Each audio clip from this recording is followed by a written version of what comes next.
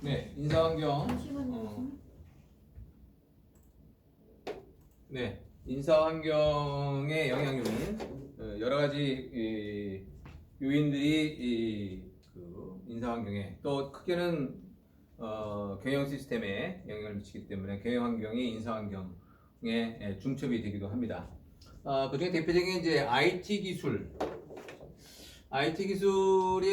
활용이 되면서 IT 기술이 우리 경영 시스템에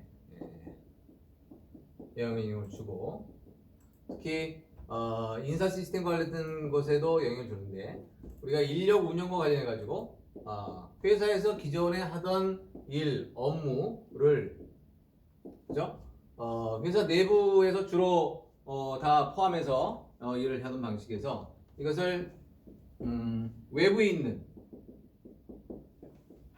곳에다가 맡기는 아웃소싱을 한다 그거죠. 아웃소싱. 자, 그래서 여러분들 중에는 이제 아웃소싱을 하는 업체들, 그러면 기존에 회사에서 하고 있는 담당했던 업무를 밖으로 하니까 밖으로 외부에 있는 그 업체한테 맡기게 되니까 기존에 그 담당했던 인력들은 사라지게 되는 거죠. 내지는 인력 축소가 일어납니다.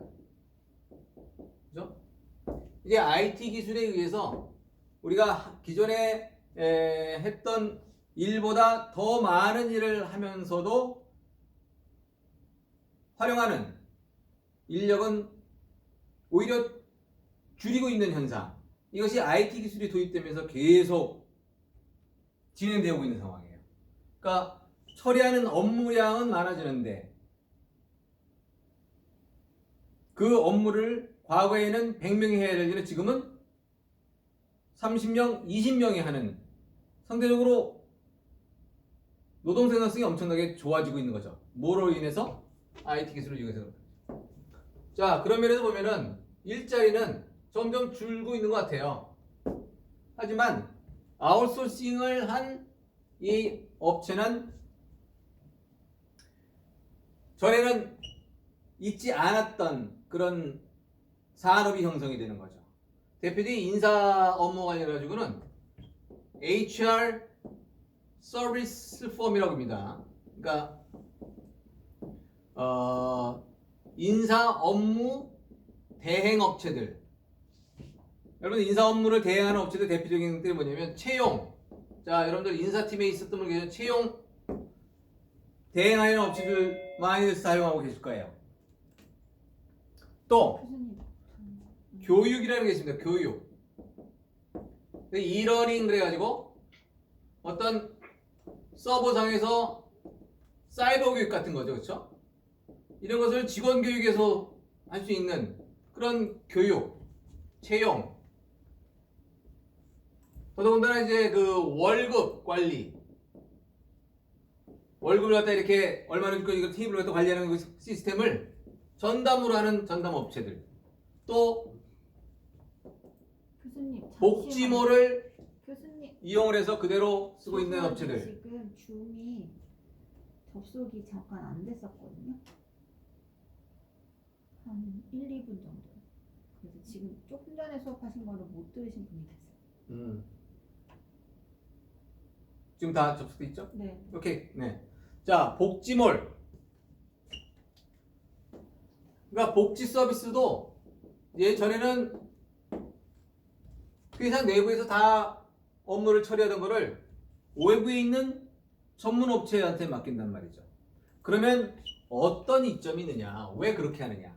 이렇게 하는 이유는 이렇게 하는 것보다 뭔가 이익이 있기 때문에 그러겠죠. 특히 비용 측면에서 이익이 생긴다. 아웃소싱을 하면 회사의 비용 구조를 뭐 대표적인 인건비죠. 인건비의 이 비용 구조를 낮출 수가 있다.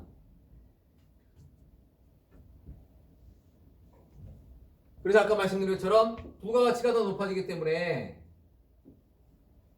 주주에게는 배당을 더 줄 수도 있고 조업원들에게는 퍼포먼스 인컴 성과급을 더 줄 수 있는 퍼포먼스 인센티브를 줄 수 있는 그런 여지가 생긴다 그거예요. 자, 그럼 아웃소싱 업체는 어떻게 내부에서 하는 것보다 더 비용 측면에서 내부에서 채용을 하거나 또는 복지모를 올리거나 교육을 하면 코스트가 100이라는 것이 들어갔는데 외부에다 아웃소싱을 주면 뭐 70 내지는 뭐 50 비용을 줄일 수가 있어요. 그럼 외부 업체는 아웃소싱 업체는 어떻게 해서 먹고 사느냐? 자, 이 우리 회사만 교육 서비스를 해주는 게 아니라 복지몰 서비스를 해주는 게 아니라 다른 회사들 A-회사, B라는 회사, C라는 회사, D라는 회사, E라는 회사 그런 회사들도 복지 서비스를 해주고 교육 서비스를 해주고 채용 대행 서비스 해주고 이런단 말이에요. 그런 아웃소싱 업체들이 많이 생겨가지고 경쟁을 하는 거죠. 더 좋은 서비스를 더 낮은 가격으로 똑같은 원리입니다. 여러분들이 하는 회사와. 자, 그렇게 되면은 이 회사는 이걸 뭐라 하냐면 고객사라고 부릅니다. 클라이언트. 이런 고객사가 많으면 많을수록 교육을 전담하는 또는 월급만 해주는 복지몰만 해주는 이런 업체들은 볼륨이 커지니까 규모의 경제가 생기는 거겠죠. 그러니까 자체적으로 할 때 100을 쓰던 거를 얘네가 많은 기업들을 동시 서비스를 해주는 그런 비즈니스를 함으로써 종래 회사는 코스트를 절감할 수 있고 얘네들은 클라이언트사를 늘리면서 이익을 내는 그런 서비스가 이게 아웃소싱 서비스다. 청소 용역 업체도 그런 겁니다.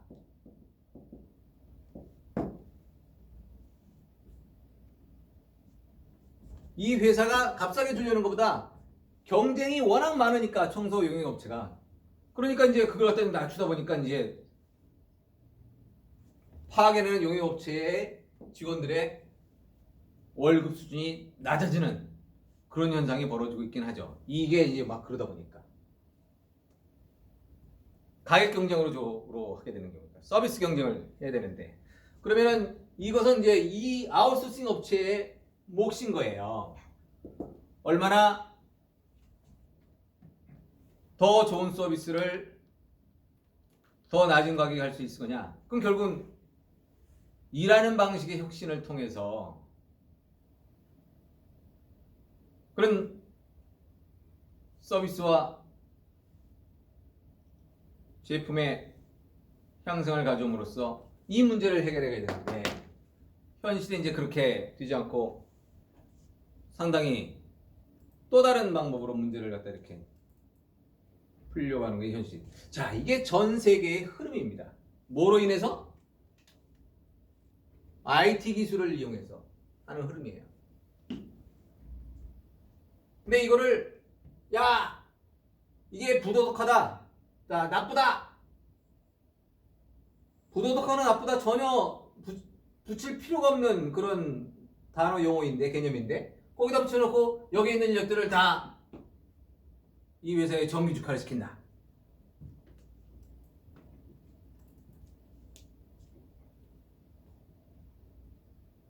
이거는 세계의 흐름에 역행할 수 있는 그런 방법일 수 있다. 자, 이게 아웃소싱의 개념입니다. 아웃소싱. 자, 인사 업무도 그렇게 되고 있고요. 많은 업무들이 그렇게 되고 있어요. 전담 인력이 되는 거죠. 우리도 이것이 언제부터 생기시겠냐면 IT 기술이 들어오면서 여러분들 공교롭게도 97년 그죠? IMF 맞물립니다. 그때하고 이게 딱 맞물려. 그래서 이때 많은 직원들이 대기업이나 이런 데서 구조조정돼서 나오죠. 그래서 이런 업체들을 만드는 거예요. 컨설팅 업체들 또는 서비스 업체들 그런 업체들 굉장히 많이 만들어졌습니다. 계속 서비스를 하고 있죠. 누가 타격을 받느냐? 교수들이 타격을 받죠. 전에 이제 그냥 기업들이 확 용역까지도 주고 그랬는데 이런 전문 서비스 업체들이 생긴 거예요. 인사 컨설팅이니 뭐 이런 서비스들이 많이 생겼어요. 그러니까 이제는 저희들한테 그런 용역과제 같은 것이 전혀 안 오죠. 뭐로 인해 그게? 이런 것에 의해서 자연스럽게 이제 이런 새로운 신서비스가 만들어지고, 그럼 여기에 또 하나의 인더스트리가 생기는 겁니다. 아웃소싱 서비스 비즈니스를 하는 그런 인더스트리가 생기는 거죠. 일자리가 또 만들어지는 거예요. 그것에 이제 뭐 여러 가지 직장 생활의 여건이나 조건들, 이런 것들은 또 해결해야 할 문제들이긴 하지만 그런 것들이 자꾸 만들어지는 거죠. 여기서는 없어지는 것 같지만, 인원수가 줄어드는 것 같지만, 전체적으로는 또 다른 전에는 없었던 그런 조직들, 회사가 생겨나고 일자리가 만들어지는 겁니다. 자, 이게 이제 인사환경에 이해가 된다라고 볼 수가 있습니다.